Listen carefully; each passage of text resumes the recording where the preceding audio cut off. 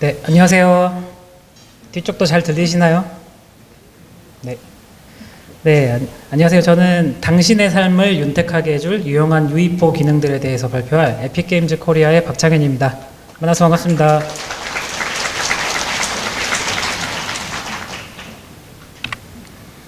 네, 저는 프로젝트 제작 사이클에 맞춰서 처음 프로젝트 시작할 때 협업 환경을 세팅하는 법, 그리고 프로젝트를 한참 열심히 제작 중이실 때 빠른 개발을 위해서 할 수 있는 툴들, 그리고 제작이 어느 정도 완료되고 배포를 준비할 단계 알아두시면 좋을 내용들로 세션을 좀 구성해 봤습니다.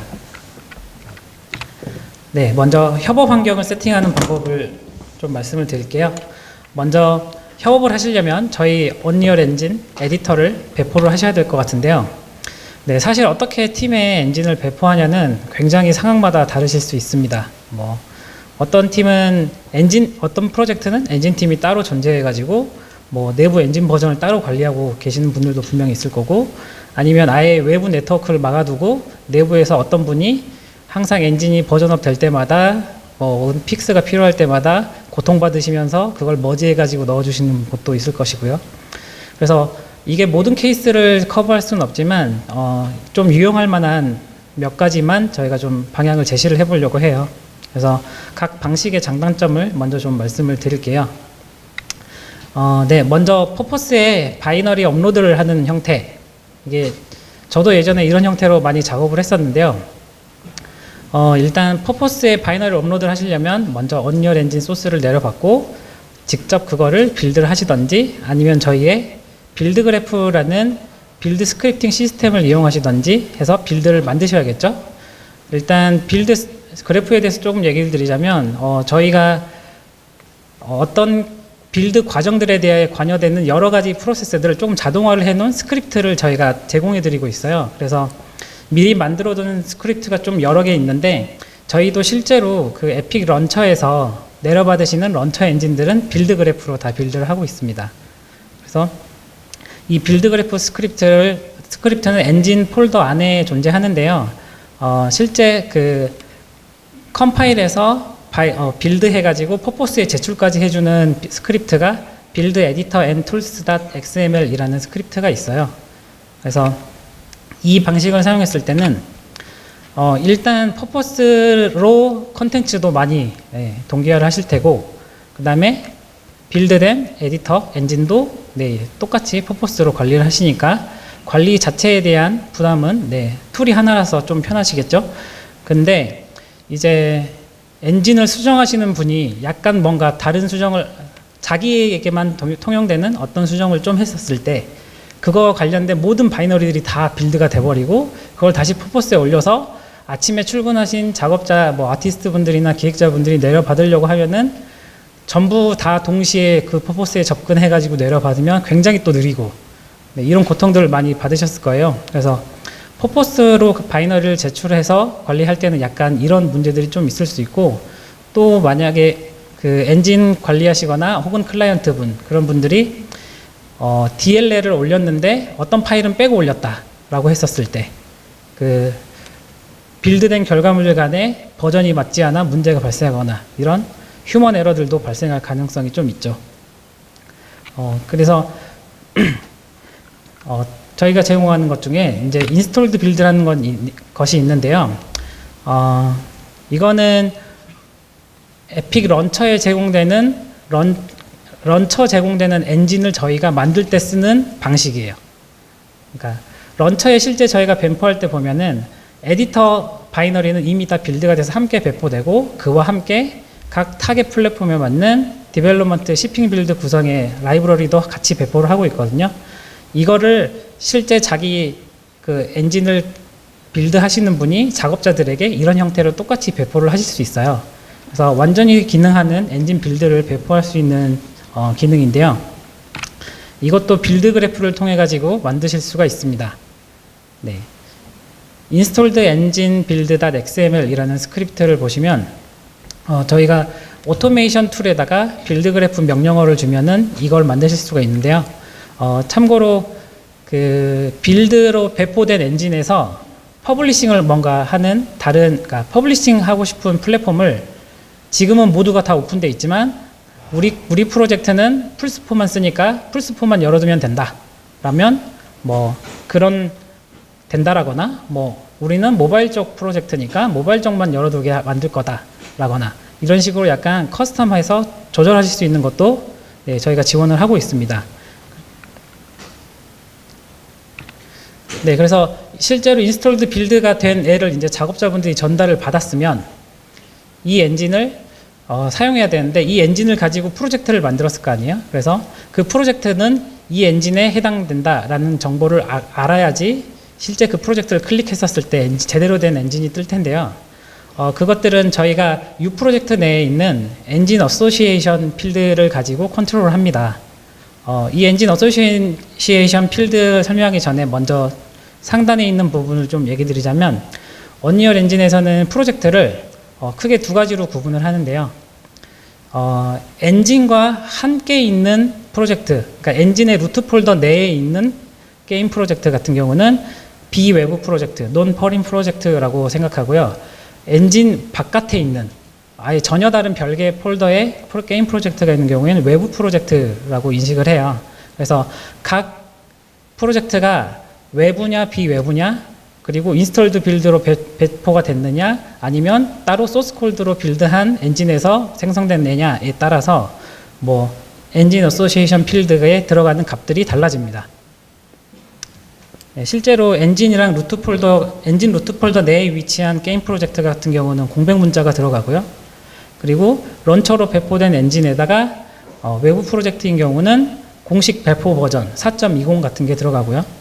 그리고 뭐 소스 코드로 빌드된 엔진 같은 경우 그리고 외부 프로젝트이다. 그러면은 엔진 빌드에 GUID 같은 게 생성이 돼서 들어갑니다. 네. 그래서 이 GUID는 그래서 어떻게 엔진과 연결이 되냐면 각 플랫폼에서 글로벌하게 접근 가능한 위치에 테이블 같은 거를 두고 관리를 합니다. 윈도우 같은 경우에는 레지스트리에 각 GUID에 해당하는 엔진 루트 폴더의 경로를 지정해 두면 그 GUID를 갖고 있는 U 프로젝트는 그 폴더에 있는 엔진을 사용하게끔 연결을 해주는 거죠. 그래서 인스톨드 빌드로 어떤 프로젝트를 새로 만드셨다라고 하면 그 인스톨드 빌드에 대해서 엔진 버전과 엔진에 해당하는 이름과 그 인스톨드 빌드 엔진의 경로를 레지스트리에 등록을 해주면 이제 엔진 셀렉터 같은 그 프로그램에서 노출이 돼가지고 선택하실 수 있는 거예요. 네, 맥에서도 비슷하게 동작을 하고요. 네, 그래서 인스톨드 빌드는 어떤 프로젝트에 좀 적합하냐면 엔진을 거의 변경할 필요가 없거나 혹은 엔진 관리를 아예 담당하는 담당자가 따로 있는 경우, 네, 그런 경우에 좀 적합하고요. 그리고 장점은 엔진이 어느 정도 미리 컴파일된 상태로 배포가 되기 때문에 그 각 작업자 자리에서 다른 퍼블리싱 되는 결과물을 만드는 게 조금 더 빠르고요. 문제는 저희가 이 배포되는 과정에 대한 솔루션까지는 제공하고 있지 않아서 결국 만들어진 인스톨드 빌드를 각 작업자한테 전파하는 거는 따로 각자 만들어 주셔야 돼요.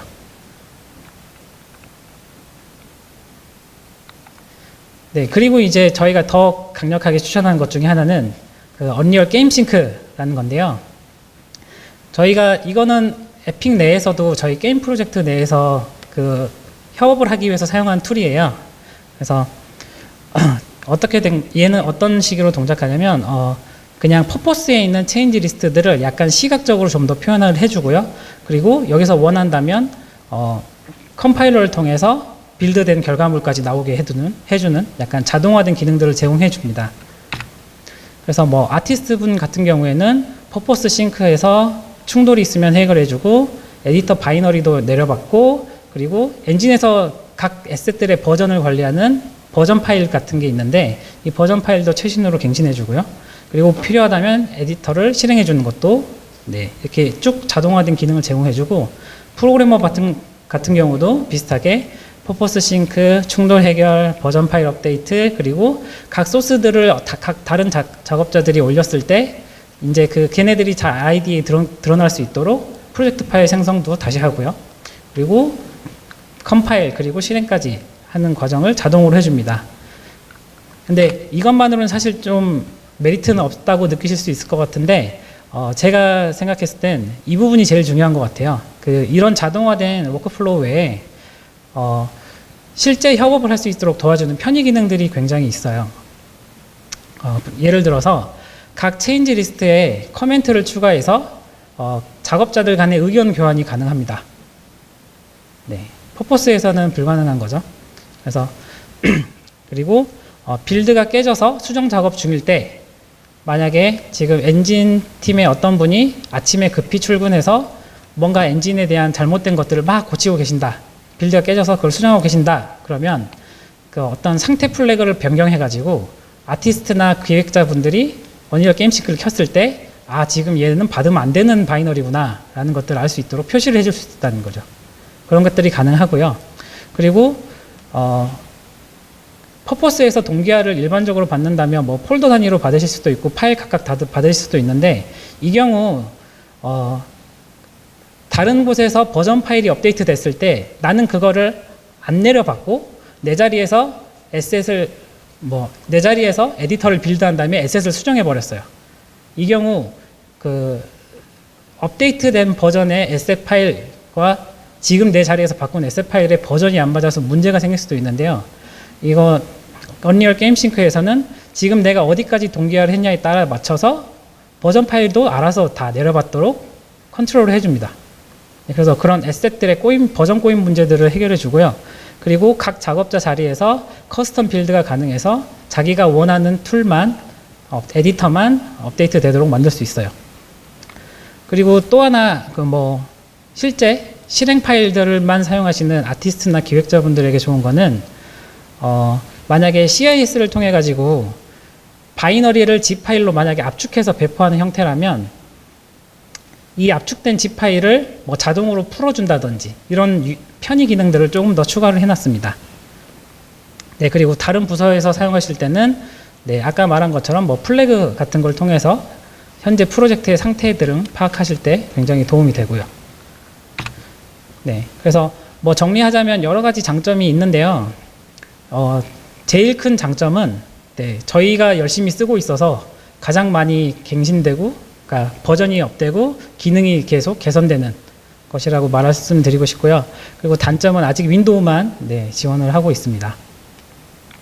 네, 그래서 실제 프로젝트 하시면서 언리얼 게임싱크를 좀 사용해 보시는 걸 추천을 드리고 있습니다.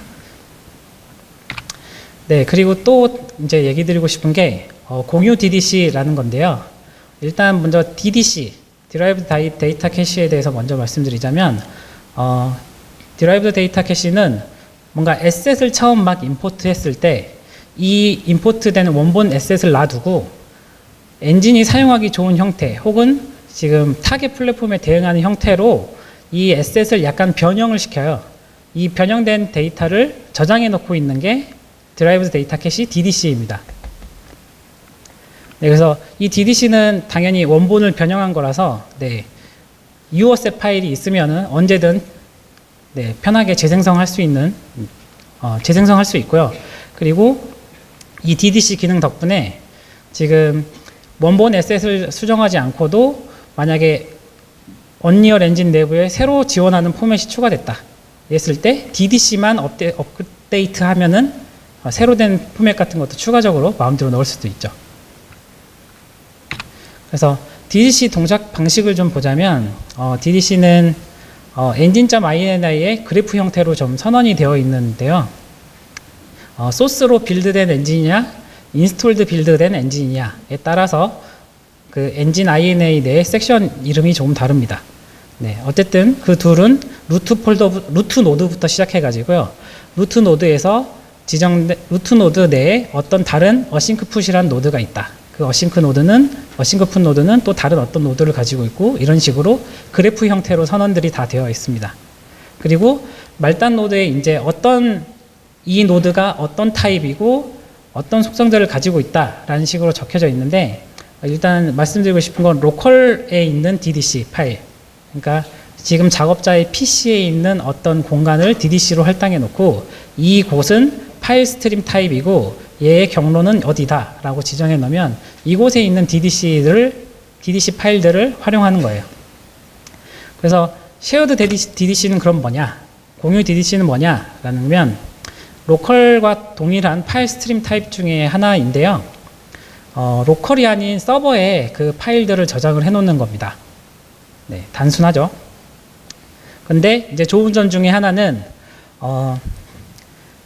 그러니까 어떤 형태로 동작하냐면요. 쉐어드 DDC로 이제 서버 내에 이제 파일이 있다면 처음은 서버에서 내려봤지만 그 다음에 시작할 때는 그 파일이 주변에 있는 다른 DDC로 전파가 돼요. 그래서 주변에 로컬 DDC가 있다면 로컬 DDC로 이제 나중에는 파일을 읽어드리는 거죠. 그래서 처음 한 번만 네트워크 통신을 해서 내려봤고 그 다음에는 안 내려받는 형태도 지원을 해주고 있습니다. 그래서 이 공유 DDC를 그러면은 어디다 쓰는 거냐, 이게 무슨 의미가 있는 거냐 라고 하시면 이게 파생 데이터는 사실 각 작업자 모두가 다 필요해요. 근데 이 작업을 처음 한 작업자 한 명만 해놓고 서버에 올려두면 나머지 작업자는 그 자리에선 하지 말자라는 게 공유 DDC의 핵심입니다. 즉 이거는 그런 거죠. 내 자리에서 바꾸는 속도가 더 느리니까 그냥 네트워크로 받자라는 개념이에요. 그래서 공유 DDC 설정도 로컬이랑 거의 비슷하게 그냥 패스만 지정해주면 알아서 동작하고요. 저희는 거기다가 플러스 추가로 환경 설정 변수까지 지원을 해줘서 뭐 회사 차원의 엔진 관리팀이 있고 각 관리팀이 있는 경우에 각 프로젝트에 별로 너무 다른 종류의 에셋을 쓸 테니까 그 에셋에 대해 각각 다른 DDC를 사용할 수 있도록 지원하는 것도 네, 하고 있습니다.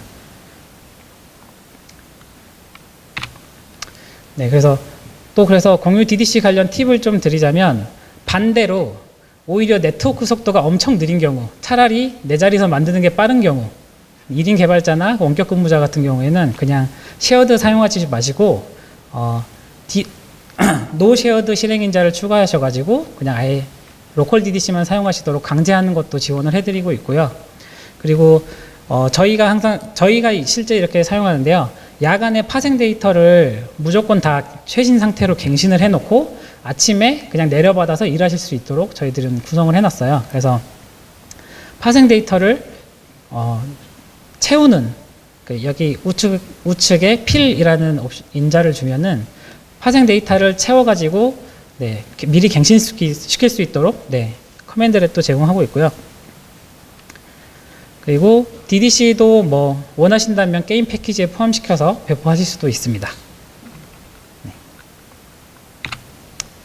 네, 그러면 이제 어느 정도 에디터도 배포했고 처음 이제 실행할 때 이제 관련된 환경도 정리를 했고 이제 그 다음에 실제 게임을 제작 중이실 때 좀 더 개발을 빠르게 하기 위해서 저희가 제공하는 기능인 에디터 스크립팅을 어떻게 사용하시는지 좀 말씀을 드릴게요.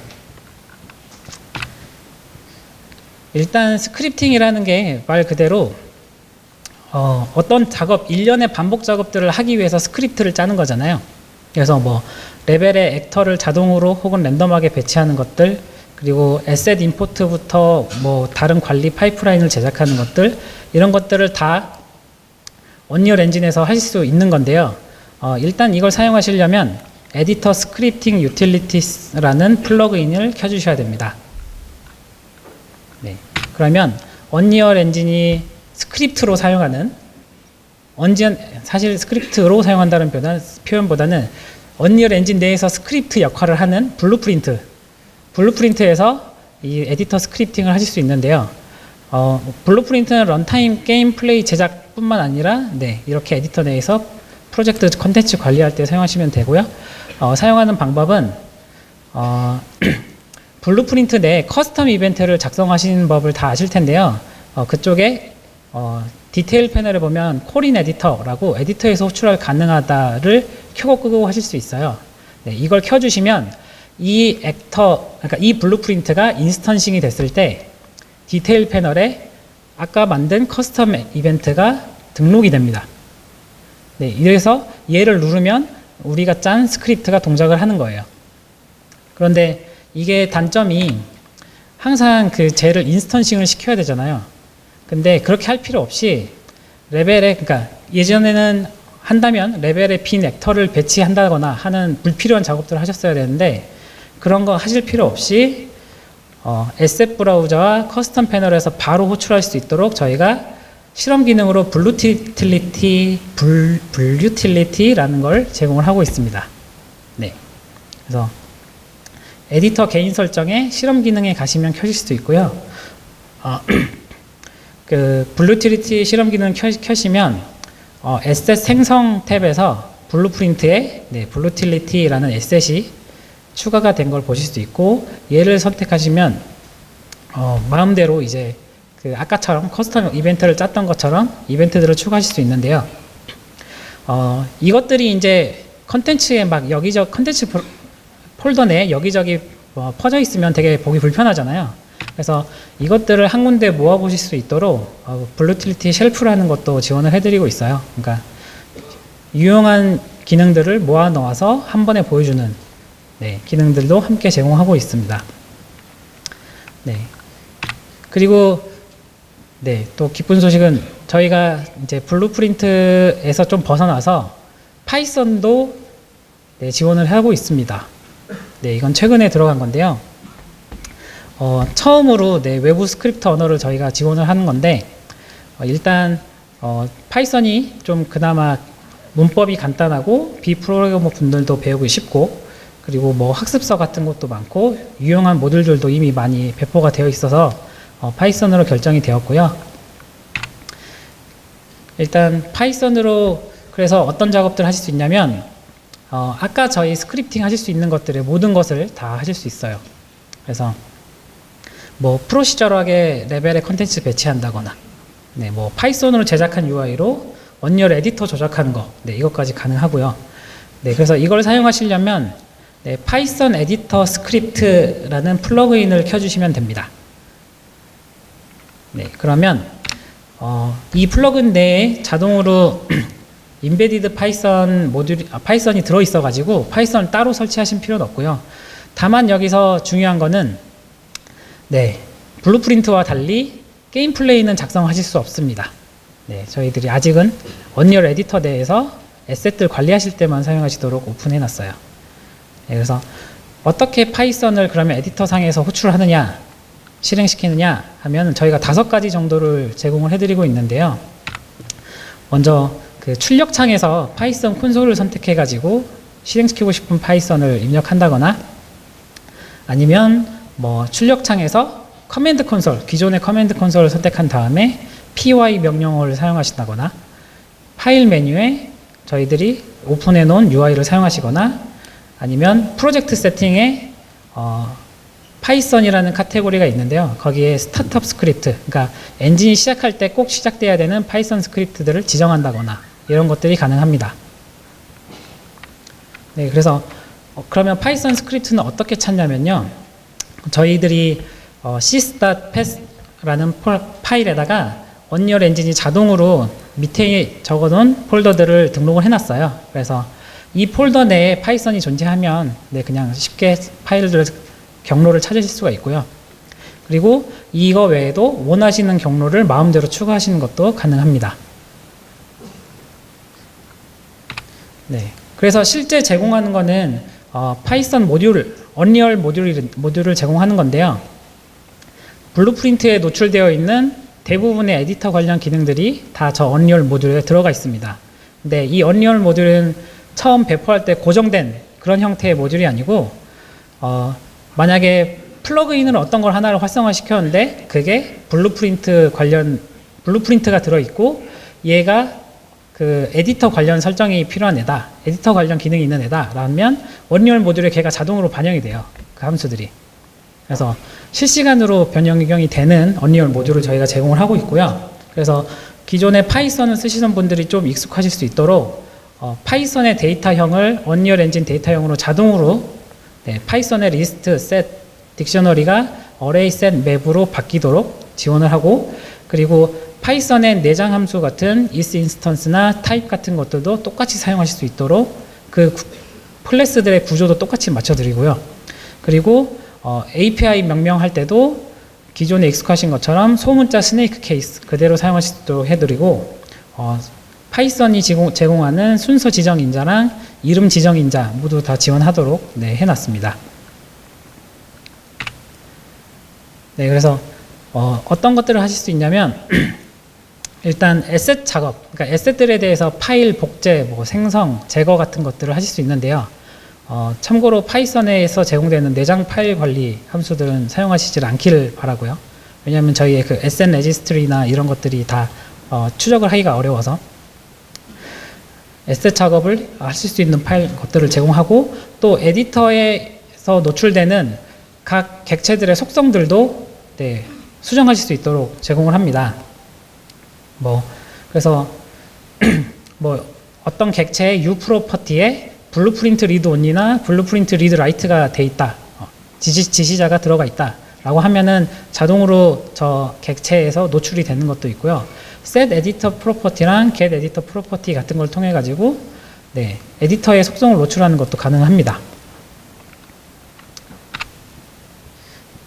그리고 또 제공한 것이 저희들이 나름대로 최적화를 해놓은 함수랑 타입들을 제공을 하고 있어요. 벡터, unreal.vector 같은 것도 제공을 하고 있고요. 그리고 실행했던 트랜잭션을 취소하실 수 있도록 scoped edit the transaction이라는 기능도 제공을 하고 있어요. 그리고 편하게 로그 같은 정보를 남기실 수 있도록 로그랑 워닝, 에러 같은 것 다 남기실 수 있도록 API 제공을 하고 있고요. 또 시간이 많이 걸리는 작업 같은 경우에 언리얼 에디터가 파이썬 스크립트를 실행할 때는 다른 UI 작업을 차단해 버리거든요. 왜냐하면 에셋들을 수정하고 있는데 그 에셋에 대해서 또 다른 수정이 들어가면 안 되니까요. 그래서 사용자에게 큰 작업이 진행 중일 때 이게 지금 얼마 정도에 됐는지 스테이트를 업데이트 하실 수 있도록 스코프트 슬로우 태스크라는 것도 지원을 해드리고 있습니다.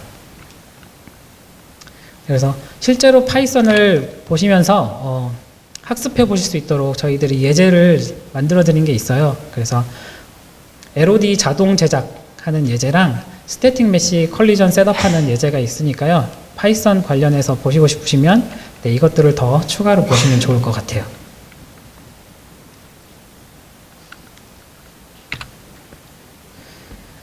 그래서 이제 어느 정도 그런 프로젝트가 진행이 돼서 이제 컨텐츠 배포에 대해서 이제 고민을 하실 순간이 좀 생기실 텐데요. 이때는 어떤 것들을 보시면 좋을지 좀 말씀해 드릴게요. 먼저 패키징 프로세스에 대해서 좀 말씀을 드리려고 해요. 일단 패키징이라는 게 유저에게 컨텐츠를 전달하는 게 목적이잖아요. 그래서 언리얼 엔진에서는 어떤 데이터를 전달하느냐에 따라서 크게 릴리즈, 패치, DLC로 구분을 하는데요. 그 중에서 저희가 패키징을 담당할 때는 또 오토메이션 툴에 빌드 쿡 런이라는 명령어를 가지고 실행을 하는데요. 이때 실행 인자에 어떤 게 들어가냐에 따라서 세부 동작들이 바뀝니다. 그 세부 동작들은 밑에 테이블에 나와 있는 빌드 쿡 패키지 아카이브 디플로이 여기에 다 영향을 끼치는 거고요. 그래서 총 진행되는 과정은 좌에서 우로 진행되는 요 흐름을 따르는데 각각이 어떤 역할을 하는지 좀 말씀을 드릴게요. 먼저 빌드 단계에서는 어떤 걸 하냐면요. 먼저 옵셔널 하지만 만약에 오토메이션 툴 관련해서 스크립트도 최신화시키고 싶다. 지금 문제가 있을 수도 있으니까요. 수정이 있을 수도 있고 그런 경우 UAT 스크립트도 컴파일 하실 수도 있고요. 그리고 언리얼 빌드 툴도 옵셔널하게 컴파일을 다시 하실 수도 있습니다. 그리고 당연하게도 소스 코드 빌드에서 실행 파일도 만들고요. 이 과정이 빌드 단계에서 일어나고요. 그리고 쿡 단계에서는 어떤 일이 일어나면요. 먼저 컨텐츠를 타겟 플랫폼에서 다룰 수 있는 형태로 변경을 합니다. 해당 플랫폼에서 읽기 가득한 형태로 텍스처를 압축한다거나 실제 사용될 밑면만 쿠킹한다거나 그리고 그런 것들을 진행하는 단계고요. 그래서 에디터에 있는 쿡 커맨드 릿을 활용해서 이 단계가 진행이 되고 이 단계가 끝나면 스테이지라는 단계를 진행하는데요. 스테이지는 배포되거나 실행에 필요한 파일들만 추리고 정리하는 단계예요. 그래서 크게 스테이징 매니페스트라는 걸 저희가 생성해가지고 지금 스테이지가 필요한 파일들을 관리를 하는데요. 크게 UFS 파일, 원리얼 파일 시스템에 속한 파일이냐, 논 UFS 파일, 원리얼 파일 시스템에 속하지 않은 파일이냐로 구분해서 관리를 합니다. 네. 일반적인 에셋들은 다 UFS 파일이고요. 논 UFS는 뭐 무비 파일이나 뭐 DLL, SO 이런 것들이 논 UFS예요. 네, 그래서 이것들을 관리를 하고 폴더를 정리를 하고 파일 대소문자 같은 걸 정리하는 단계를 먼저 첫 번째 진행을 하고요. 그리고 나서는 이제 스테이지를 할 디렉토리를 준비를 합니다. 네, 그래서 릴리즈나 패치용 경로나 DLC 스테이지 경로에 맞게 각각의 용도에 맞게 디렉토리를 준비한 다음에요. 그리고 아까 리스트업한 리스트를 기준으로 PAK 파일을 생성을 해요. 네. 그래서 PAK 파일은 언리얼 팩 프로그램을 활용하는데요. 뒤쪽에서 조금 더 자세히 말씀을 드릴게요. 네, 그리고 논 UFS 파일 중에 지금 뭐 스테이지 돼야 되는 애들은 따로 복사하고 또 디버그 정보가 필요하다면 그것도 스테이지 디렉토리로 복사를 합니다. 네, 그리고 나선 패키지 단계를 거치는데요. 패키지는 스테이지 완료된 파일들을 가지고 이 타겟 플랫폼에 필요한 것들로 다시 또 재변환을 시켜주는 거예요. 뭐 팩을 OBB화, 그러니까 안드로이드 같은 경우는 OBB 파일로 배포가 되잖아요. 그 OBB화 시켜준다거나, 뭐 아니면 뭐 윈도우스 인스톨러 같이 외부 별도의 인스톨러가 필요하다. 그 경우에 함께 배포해준다거나 하는 작업을 이 단계에서 진행을 합니다. 그래서 넓은 의미로는 실제로 이 단계까지 패키지라고 불러요. 그러니까 빌드부터 여기까지 패키지라고 많이 부르죠. 그리고 그 패키지까지 완료가 되면 이제 패키지 된 애를 어딘가에 복사해 두는 아카이브 단계를 하거나 단계를 진행하고요. 뭐 그리고 나서 패키지된 결과물을 타겟 디바이스 혹은 뭐 어디 파일 서버 혹은 저장소 같은 곳에 올릴 수 있는 디플로이 단계가 또 있습니다. 네. 총 이렇게 크게 5가지, 세부적으로는 7가지 과정을 거쳐가지고 지금 컨텐츠를 유저에게 배포할 수 있는 형태로 만드는 거예요. 그래서 이 패키징 프로세스의 세부적인 설정들은 프로젝트 런처에서도 지정이 가능한데요. 이 패키징 프로세스에서 제일 중요하고 제일 여러 가지 일들을 담당하는 쿡 단계에서 어떤 옵션들이 있는지 먼저 좀 말씀을 드릴게요. 그래서 앞서 말씀드렸듯이 패키징은 어떤 걸 배포하려고 하느냐에 따라서 릴리즈, 패치, DLC로 나눠지는데요. 각각의 차이를 말씀드리자면 릴리즈는 실행 파일과 컨텐츠를 함께 배포하는 형태이고요. 패치는 릴리즈 대비 달라진 변경점에 대해서 찾아내서 배포를 하는 녀석입니다. 그리고 DLC는 릴리즈 대비 이것들을 추가로 배포하겠다라고 할 때 사용하는 게 DLC예요. 그래서 관련 설정들은 이게 릴리즈고요. 이게 패치와 관련된 설정입니다. 네, 그리고 이게 DLC와 관련된 설정들이에요. 네, 이게 시각적으로 눈에 보이지 않아서 시각적으로 더 눈에 띄실 수 있도록 이렇게 만들어 봤어요. 네, 넘어갈게요.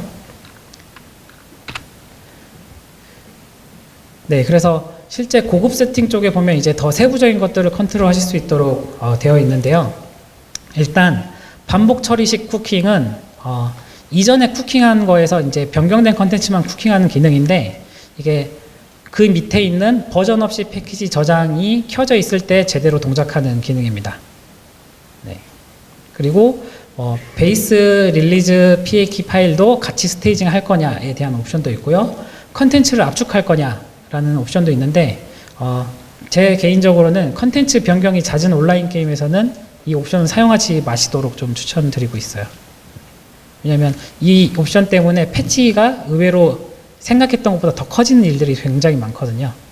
그래서 이건 사용하시지 않도록 추천드리고 있고요. 그리고 새 패치 티어를 추가합니다 라는 옵션도 있는데요. 이거는 패치를 생성할 때만 의미가 있는 옵션입니다.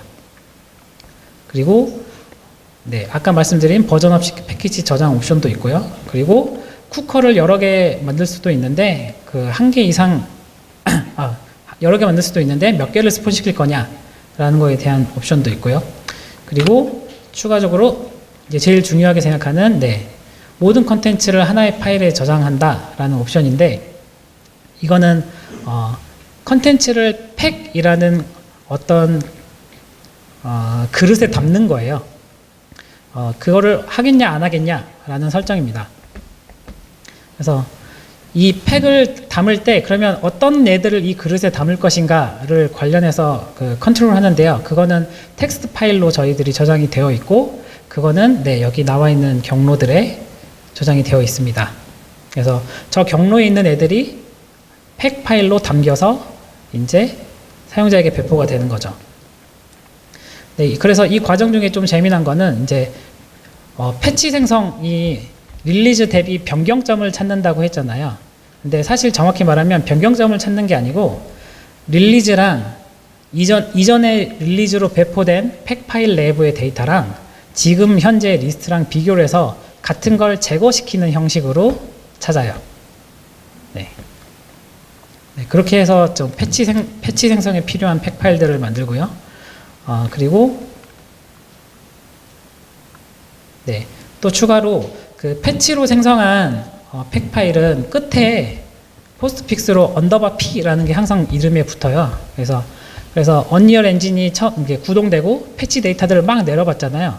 내려받았을 때, 그러니까 PAK 파일들을 막 내려받는 거예요. PAK 파일들을 막 내려받았을 때, 이 PAK 파일 이름 중에 언더바 P라는 포스트픽스가 있는 애가 있다라고 하면 얘를 다른 애보다 좀 더 우선해서 로드를 합니다. 그래서 에셋을 찾거나 에셋을 로드하거나 할 때 언더바 P에 있는 애를 먼저 시도를 해요.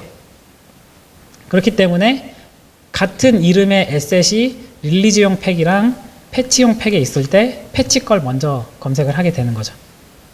네, 이런 식으로 패치가 동작을 하고요.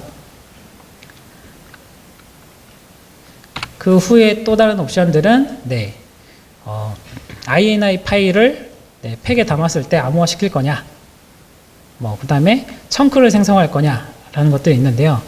청크 생성 쪽은 좀 더 짚고 싶은 게 한글로 번역하면 청크 생성이지만 사실은 청크들 생성이에요.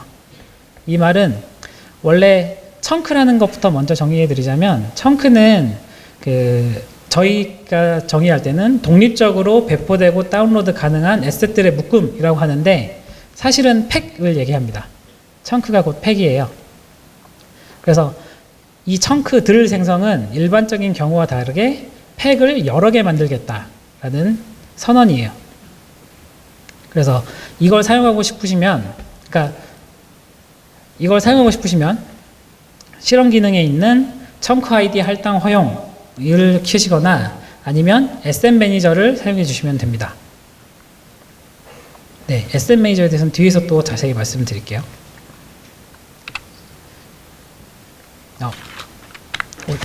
네, 찍으시죠. 네. 넘어갈게요. 네.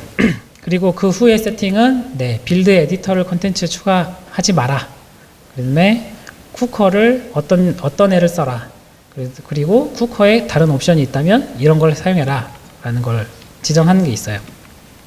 그러면 여기서 중간에 제가 빼먹은 HTTP 청크 인스톨 세팅이라는 게 있는데요. 얘가 뭔지에 대해서 좀 말씀을 드릴게요.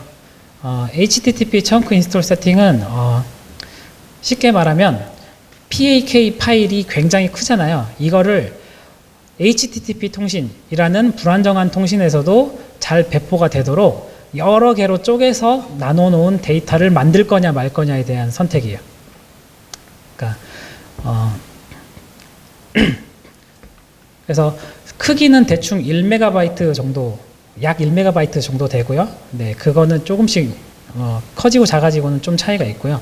그래서 팩 바이너리를 쪼개서 조각 데이터를 만들겠다라는 세팅을 할 수 있는 게 HTTP 청크 인스톨 세팅 부분입니다.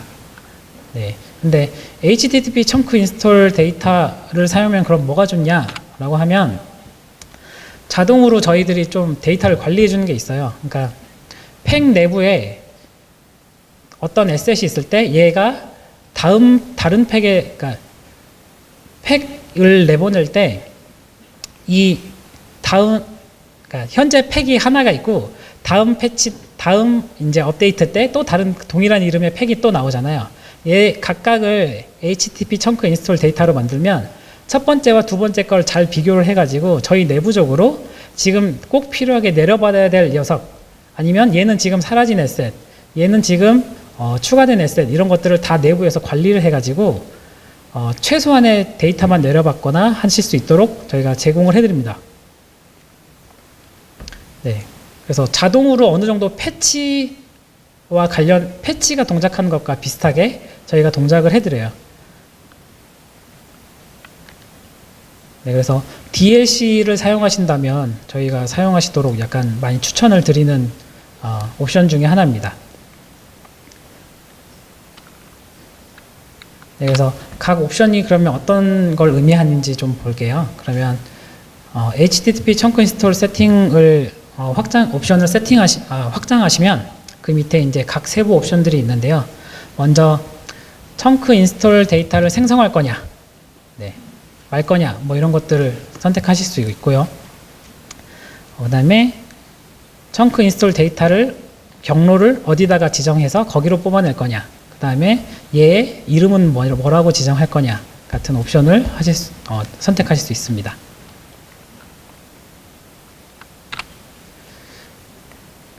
네. 그러면 아까 그 청크들 생성, 제너레이트 청스 같은 청스에서 말씀드렸던 SM 매니저를 좀 더 말씀드리자면요. SM 매니저는 저희가 4.16에서 얼리 액세스로 들어갔고요. 4.17에서 약간 프로덕션 레디 돼서 배포가 됐고 4.19에서 여러 툴들이 추가되면서 이제 굉장히 사용할 만한 툴이 되었는데요. 기능이 되었는데요. SM 매니저가 뭐고 얘가 어떻게 동작하는 데에서 좀 말씀을 드릴게요. 네, 일단 SM 매니저는 그 언리얼 엔진 4에서 에셋을 관리해주는 에셋의 로드, 언로드, 뭐 에셋 검색 이런 것들을 다 관리해주는 녀석인데요. 크게 에셋을 프라이머리 에셋과 세컨더리 에셋으로 나눠서 관리를 합니다. 프라이머리 에셋은 SM 매니저가 직접 관리하는 프라이머리 에셋 아이디라는 게 있는 녀석이고요. 세컨더리 에셋은 프라이머리 에셋을 읽어드릴 때 프라이머리 에셋이 참조하고 있거나 프라이머리 에셋이 사용하고 있는 함께 딸려오는 다른 에셋, 2차적인 부수적인 에셋을 얘기하는 거예요. 그래서 프라이머리 에셋은 기본적으로 레벨 에셋이랑 저희가 추가한 프라이머리 에셋 라벨이라는 게 기본적으로 프라이머리 에셋으로 관리가 되는데요. 그 외에도 조건만 충족하면 다른 에셋 타입도 마음대로 프라이머리 에셋으로 동작하실 수 있도록 만들 수 있어요. 뭐 예를 들어 캐릭터를 넣는다든지 캐릭터도 프라이머리 에셋으로 관리가 되게 만드실 수도 있는 거죠. 그리고 세컨더리 에셋은 번들이라는 걸로 나눠서 관리가 되는 프라이머리 에셋에 종속된 녀석인데요. 뭐 에셋 번들을 그래서 선언을 어느 정도 어떻게 하냐면 정적인 방식으로는 U 프로퍼티에 메타 태그를 통해 가지고 지정하실 수 있고요. 동적인 방식으로는 SM 매니저에 있는 add dynamic asset이라는 명령어를 함수로 호출해 가지고 추가하실 수도 있습니다. 그래서 뭐 실제로 프라이머리 에셋이 있을 때 SM 매니저한테 얘를 디스크에서 어떻게 찾아라 라고 알려주냐면 프라이머리 에셋 타입 투 스캔이라는 것들을 정보를 SM 매니저한테 알려주면 되는데요. 그건 프로젝트 세팅에서 추가하실 수도 있고요. 아니면 디폴트 게임.ini에서 추가하실 수도 있어요. 네, 그리고 동적으로 프라이머리 에셋 같은 걸 생성을 해가지고 SM 매니저한테 이제 등록하도록 알려준다면, 뭐 등록한 애에 대해서 프라이머리 에셋 아이디를 만들어가지고 이 프라이머리 에셋이 갖고 있는 레퍼런스를 조사하는 API를 호출해가지고 레퍼런스들을 다 찾아서 에셋 번들로 만들어가지고 그 번들을 add dynamic asset이라는 함수를 호출해가지고 등록한, 그리고 필요할 때 로드에서 사용하도록 네, 이런 식으로 동작하게 되어 있고요. 네, 복잡해 보이지만 네, 복잡하지 않습니다. 그래서 얘를 사용한 게 어떤 이점이 있냐면, 왜 제가 이걸 계속 설명드리고 있냐면, 이전에 패키징 방식들은 항상 패키지를 시작하는 기준이 맵이나 폴더 단위였어요.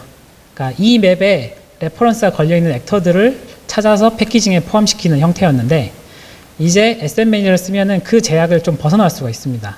아까 말한 캐릭터를 프라이머리 SS로 추가할 수가 있다고 했잖아요. 그러면 이제 캐릭터에 대한 PAK 파일만 따로 만들어내실 수가 있는 거예요. 그래서 프라이머리 SM 라벨이 있으면 그것들을 컨트롤 하실 수가 있는데요. 일단 청크 ID, 그러니까 해당 에셋이 속할 청크 PAK의 ID 같은 걸 지정해 가지고 이 캐릭터는 1번 청크에, 이 캐릭터는 10번 청크에, 이 캐릭터는 100번 청크에 넣어라, 이런 것들을 다 지정하실 수가 있어요.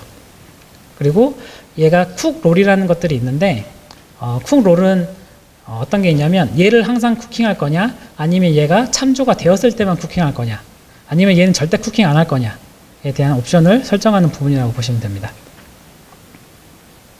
그래서 그러면 이제 이 에셋이 몇 번 청크에 들어가 있냐, 이런 정보들이 각 에셋들이 들고 있을 텐데요. 이거를 조금 더 보시기 편하도록 저희가 에셋 검토 툴이라는 거를 제공을 하고 있어요. 그래서 어떤 청크에 어떤 에셋이 들어가 있는지 정보를 보실 수 있도록 리스트업을 해주는 툴인데요.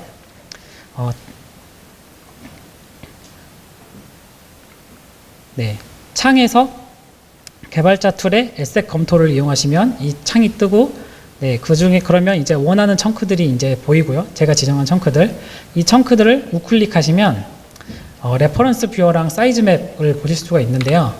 그러면은 이 청크에 들어있는 다른 참조된 다른 에셋들까지 다 보실 수 있는 거죠.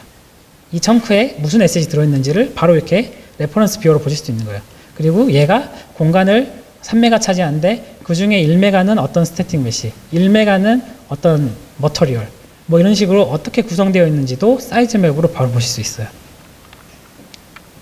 네, 그리고 네, 반대로 에셋을 추가해서 얘가 어떤 청크에 들어있는지도 보실 수 있는데요. 프라이머리 에셋 타입 추가나 에셋 클래스 추가, 메이지드 에셋 추가 같은 걸 통해 가지고 원하는 에셋을 저 리스트에 넣으면 이 에셋이 어떤 청크에 들어있는지 정보들을 다 알려줍니다. 네. 그래서 뭐 디스크 크기가 어떻고, 네, 총 사용률이 어떻고 등등 지금 네, 그런 정보까지 같이 주고 있고요. 여기서 이제 배틀 브레이커즈에서 텍스처 정보들을 배틀 브레이커즈라고 언리얼 엔진이 에픽 게임즈가 만들고 있는, 네, 언리얼 엔진을 사용한 2D 게임이 있는데, 여기서 텍스처들을 정말 많이 사용하거든요. 그때 텍스처를 어떻게 관리를 했냐면, 저희도 이렇게 똑같이 청크들을 다 나눠 가지고 각 청크들이 각 텍스처들이 어디에 들어가 있는지를 갖고 사이즈 맵이랑 레퍼런스 맵을 가지고, 네, 레퍼런스 뷰를 가지고 저희들이 이제 청크들을 조정을 했고요. 실제로 이 화면에 띄어 있는 거는 저희가 사용했던 예제입니다. 그래서 여기 보시면 추가적인 정보로 저희가 뭐 메모리 용량을 알려주는 것도 추가를 했고요. 그리고 해당 텍스처가 레퍼런스하는 프라이머리 에셋이 몇 개가 되어 있는지 또 알려주는 총 사용률, 토탈 유서지 같은 것도 추가를 해놨어요. 네, 그래서 다른 유용한 정보들도 많으니까 그 SM 매니저를 사용하신다면 에셋 검토 툴도, 네, 적극적으로 사용하시길 부탁드리고요. 그래서 네, 일단 제가 준비한 건 여기까지입니다. 네, 긴 시간 고생 많으셨고요. 지금 Q&A 들어온 게 있나 한번 좀 살펴볼게요.